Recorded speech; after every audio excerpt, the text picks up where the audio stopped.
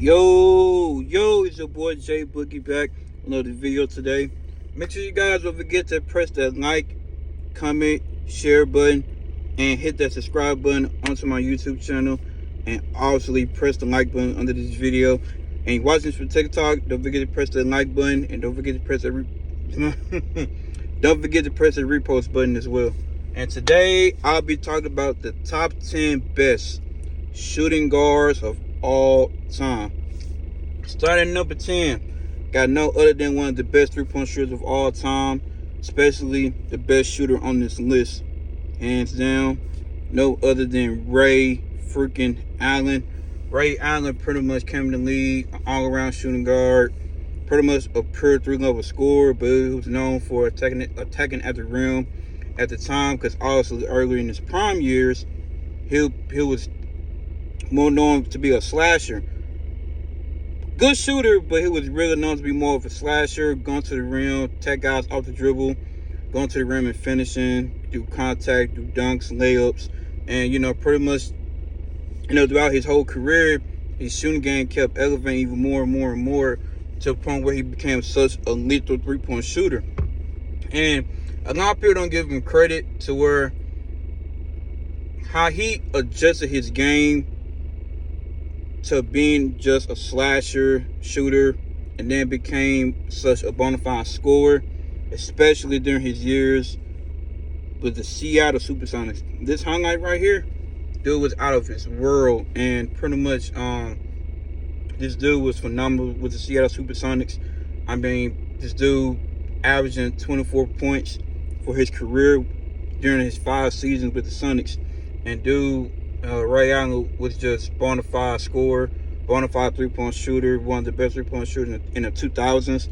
And Ray Allen was just as lethal off the ball, because this dude had good repetition of knowing how to run off the ball, catch his shooting ability, standstill threes. And at that time, still, when he became with the Supersonics, he was still able to score off the dribble. And Ray Allen had a phenomenal career for his own rights in terms of all NBA selections. I think he only made 2 of them, but could have made more. But the 2000s was loaded with great shooting guards and point guards at that time. And Ray Allen, to his own right, still made all NBA selections, many All-Star appearances, and a 2-time NBA champion, one with the Boston Celtics, and then winning a crucial part of the Miami Heat in the 2013 NBA Finals when they beat the Spurs. And Ray Allen on this list, this dude, look at his whole career. It was nothing was degrading about his career. I mean, he perfectly adjusted his role, especially when he got to the Boston Celtics. Became a bona fide catch and shoot type player, and he embraced that role. And then for a while he was the number 1 all-time three-point made, and in his own right, we were still in the league. So Ray Allen deserved to be number 10 on this list, no doubt about it. At number 9, I got no other than my favorite player of all time, Tracy McGrady. You already heard about me talk about him on my last video a couple of weeks ago. And pretty much Tracy McGrady was just literally, this dude was the definition of natural gifted player. Everything was smooth to him. Everything was just natural. And leaving that Toronto scenery, coming back to your own home state, and just became a bona fide, complete offensive superstar, an offensive threat, 4-level scorer, 3-level scorer, however you want to put it. And this guy put the emphasis on the hezzy pull-up, and a lot of people don't give him the credit for originating that move or embrace that move even more. And Tracy McGrady was a guy that can give you any kind of way. The pull-up threes, the hezzy pull-up mid-range, the elbows, the mid-post, the finishing ability, the acrobatic finishes of the rim. And then, of course, he was a clutch. And then in one-on-one matchups, it's over with, because you can't drop at the jump shot. The jump shot is too pure. It's too graceful.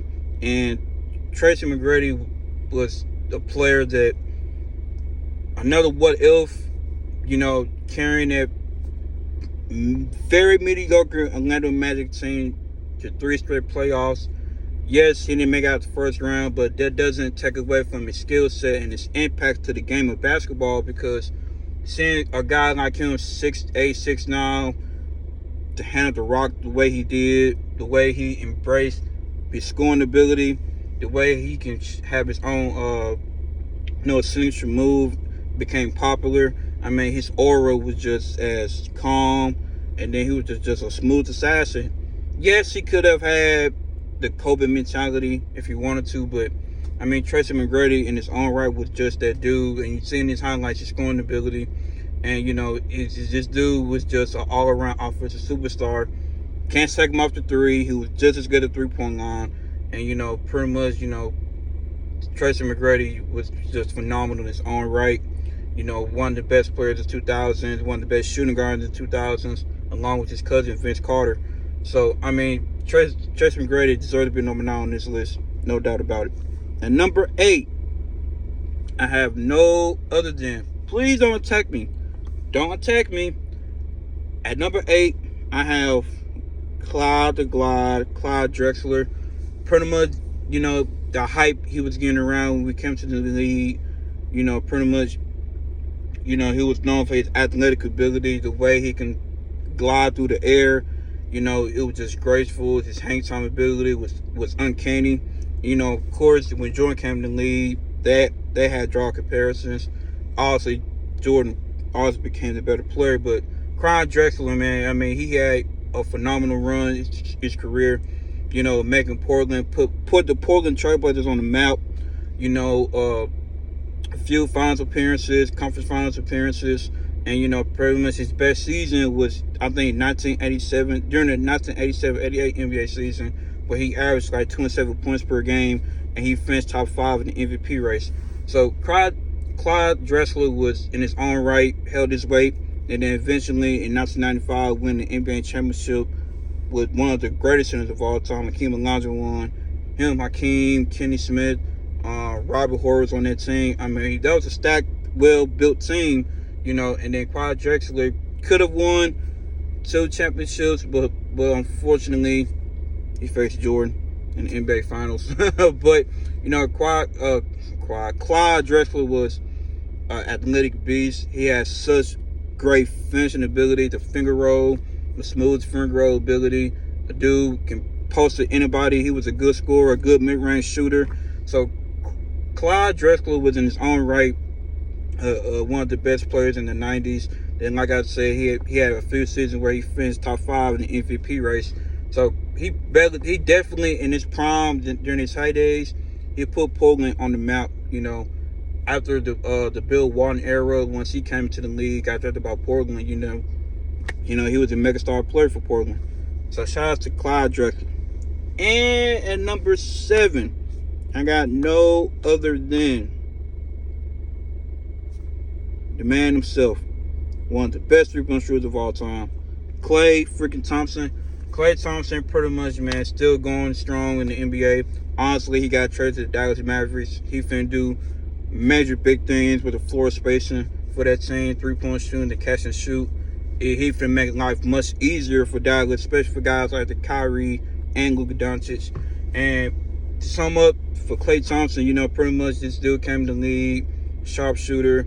Him and Steph Curry became one of the best duos of the league instantly, especially with Mark Jackson embracing their play style with the three-point shooting, getting more comfortable, embracing the floor spacing ability, the tendencies, just that philosophy of having 2 shooters like that on the same team and embracing what they can do.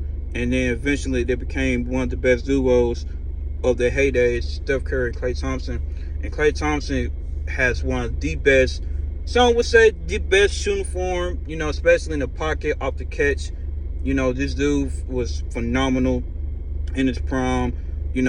All NBA selections, all-star appearances, all defensive team selections. And Klay Thompson, has one of the most iconic moments of his career. 60 points on only 11 dribbles. 60 freaking points on only 11 dribbles. The true definition of just catch and shoot. Because playing off the ball, and it was against the Pacers. Y'all heard from Jeff Teague.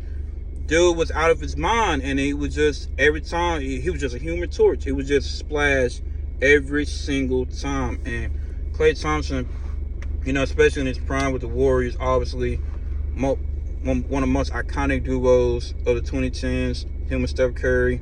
And then he was still being a great impact when KD came along, and still making all-star appearances as well when KD came along to the team.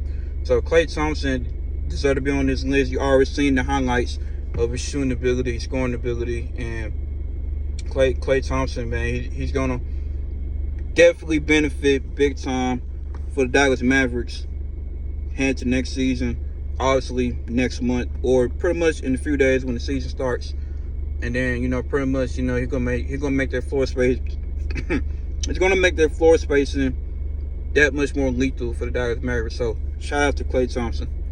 And number 6, I got no other than the smoothest player on this list, the originator of the definition of smooth player, George Gervin, Iceman. This dude, scoring machine, 4-time scoring champion. This dude was a bona fide scorer in his own right. All-star selections in the ABA. I think he was a 2-time All-ABA team member. And then, headed to the NBA, making a few conference finals appearances. And George Gervin, see the stats, you see his playoff stats, you see how impactful he was for the Spurs franchise. And then still making an All-Star before the year before Jordan came to the league, when George Gervin went to the Chicago Bulls after he left the Spurs. But George Gervin was the originator of the finger roll. This dude was just as smooth as anybody around the rim, finishing ability, left hand and right hand. This dude, for to be 6'8", 6'9", the way how he scored the basketball, or maybe he was 6'7", I can't remember, but he definitely know how to use his length and his wingspan to his advantage when he was scoring.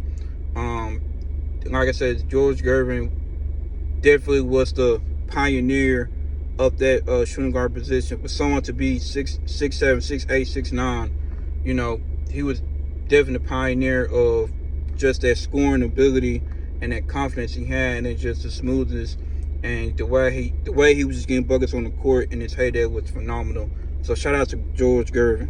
And then no other than at number 5, no other than the man himself, the beard, James Harden. This pretty much his body of work with the Houston Rockets was from it's probably one of the best resumes you ever seen in anybody team resume history of a player on the team. James Harden resume for the Rockets is phenomenal. 3-time scoring champ for that team. This dude had a season. His best season was 2018-19 season, where he was averaging 36 a game. 4 points away from averaging 40. James Harden was just, you see in his highlights, bro, you see how he was cooking.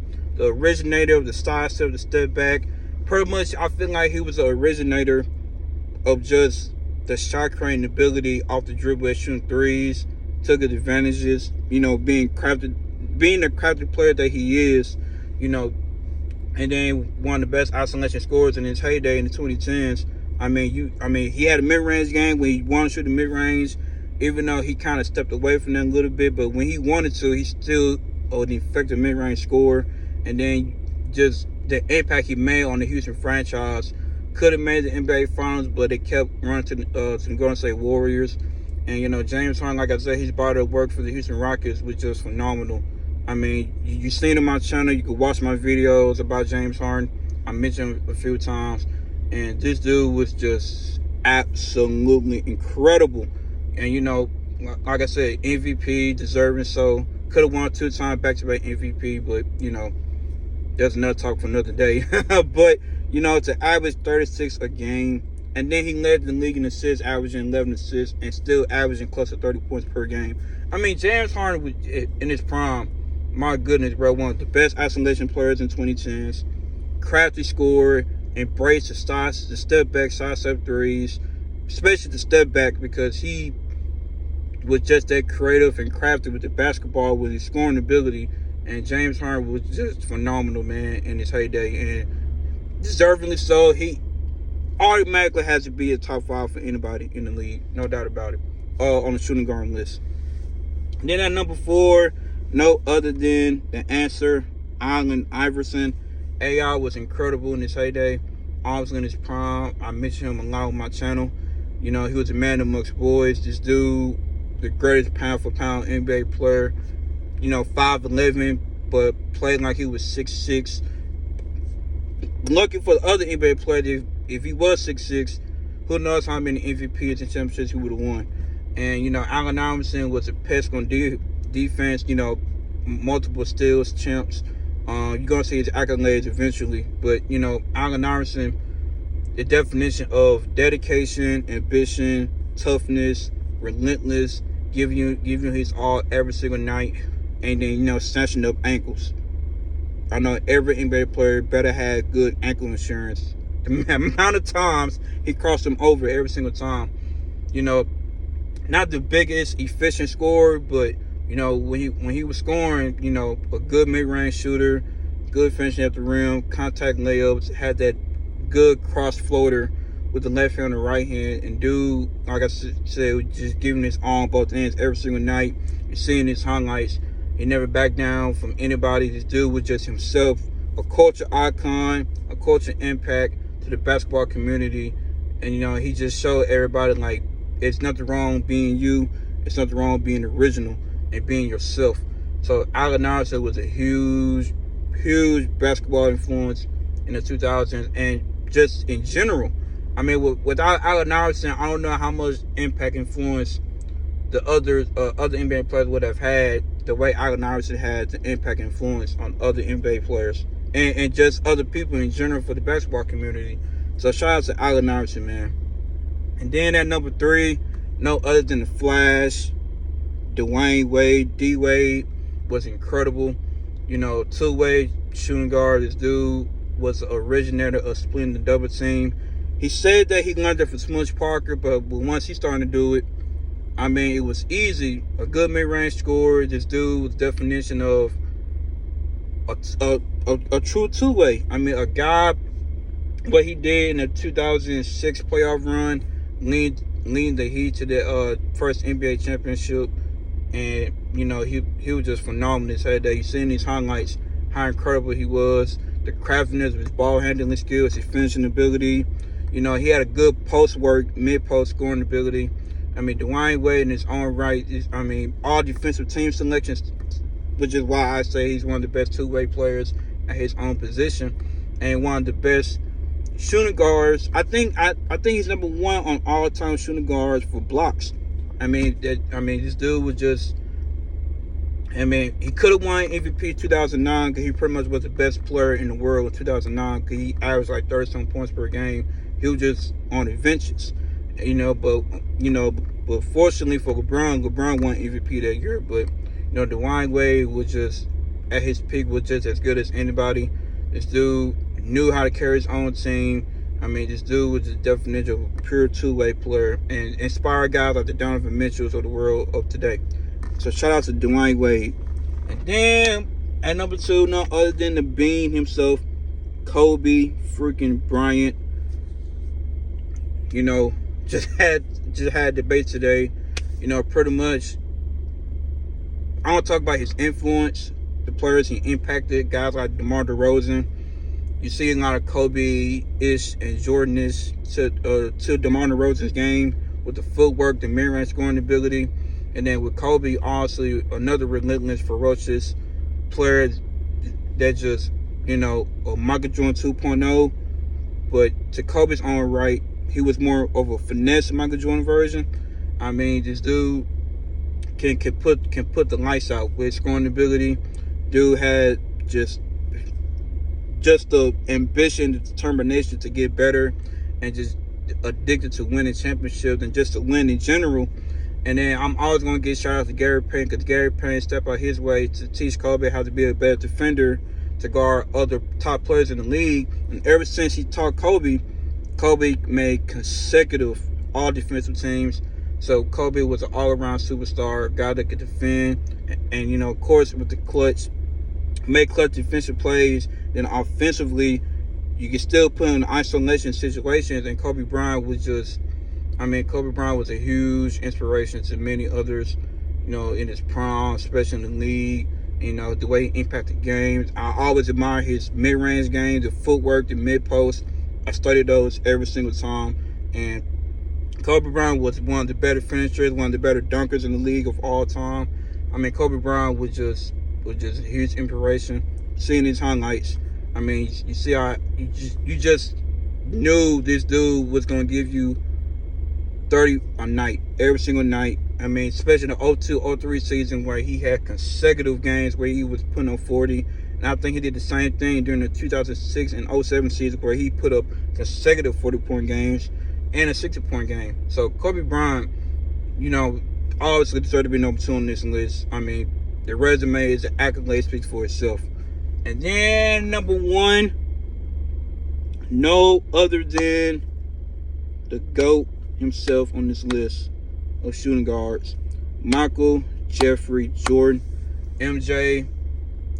I'm just let y'all see the highlights. I mean, his just the impact. He changed the league. I mean, once he came to the league, he automatically became a huge market for the NBA. A dude, another guy, relentless, ferocious, the dedication, the ambition, and his drive just to win every single night and go out there and just win. You know, giving his own. And you know, Michael Jordan was just, you know, definitely inspired Kobe. the DeMar DeRozan's. You know, I mean, his play style was unique for its time when he came to the league. One of the best, most athletic finishers. To me, hands down, he has the best hang time of all time. His acrobatic finishes at the rim. I mean, my goodness. I mean, this dude had it all. And, you know, he wasn't the biggest shooter. Obviously, come to the league. You know, he had developed a consistent mid-range jump shot before he even started shooting threes. Even then, he still wasn't the biggest three-point shooter. But eventually, you know, had to develop and adjust your game. And then once he got stronger, added more muscle, it's just everything kept getting better for Michael Jordan. And you know, after losing back-to-back to the Detroit Pistons and the Bad Boys with Isaiah Thomas, Joe Dumars, Dennis Rodman, and Bill Laimbeer and all them other guys, and you know, pretty much Michael Jordan just still took that oomph and just drove with it. And you know, and then eventually winning 3 consecutive NBA championships in the early 90s. To me, that's the best version of Michael Jordan was the early 90s.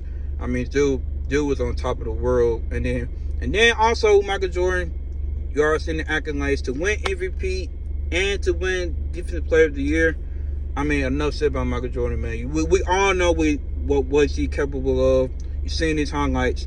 I mean, deserve to be number 1 on this list, no doubt about it. I mean, the dude was just phenomenal on both ends of the floor, offensively and defensively. So, that's my list. That's my take on the top 10 best shooting guards of all time. Let me know who you think I left out. Obviously, honorable mention real quick to no other than Vince Carter.